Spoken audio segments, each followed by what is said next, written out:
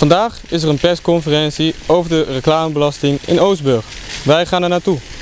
Dames en heren, iedereen van harte welkom in deze bijeenkomst waar we het zogenaamde eenhoornconvenant gaan ondertekenen. Het is een convenant tussen het ondernemersfonds Eenhoornstad enerzijds en de gemeente Sluis anderzijds. Vandaag was op initiatief van de gemeente Sluis een persconferentie georganiseerd om samen met de stichting Ondernemersfonds Eenhoornstad een presentatie te geven over het voornemen om tot invoering van reclamebelasting te komen in de kern Oostburg. En waarom nou per se nu? Het is een voortvloeisel uit het masterplan Project Aantrekkelijk Oostburg. Een plan wat eind 2009 is ontstaan vanuit het feit dat wij een krimpgebied zijn in West-Vlaanderen. Dat zijn we overigens heel Zeeuws-Vlaanderen, maar met name West-Vlaanderen. Er is vanuit de overheid geld ter beschikking gesteld.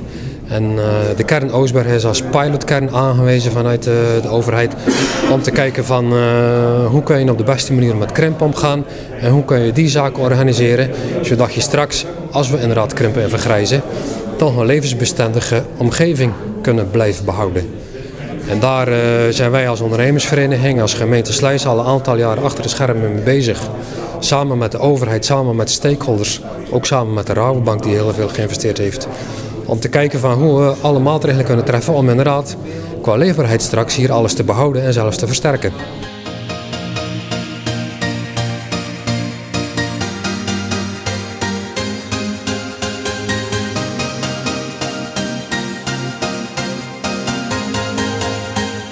Wordt het ook uitgebreid door de rest van de plaatsjes in gemeente Sluis?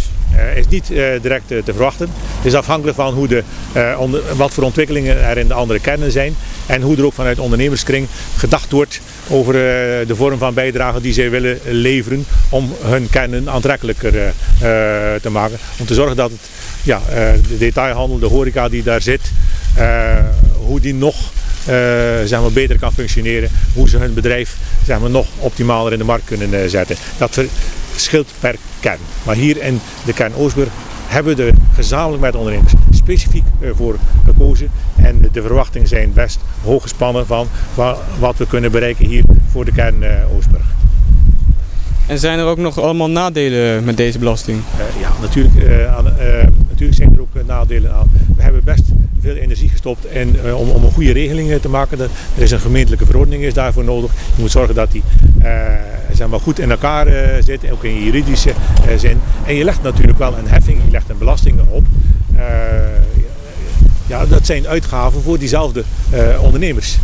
We hebben een drietal tarieven. Het laagste tarief hier voor het centrum is €875 per jaar. En het hoogste tarief is €1175. Of je dit nou wel of niet moet betalen, maakt natuurlijk wel een verschil. Maar we hebben heel goede argumenten kunnen aandragen, gezamenlijk vanuit ondernemersgroep en de gemeente, waar we zeggen, ja, dit is echt noodzakelijk dat een ieder meebetaalt aan het versterken, het verbeteren van de kern Oostburg.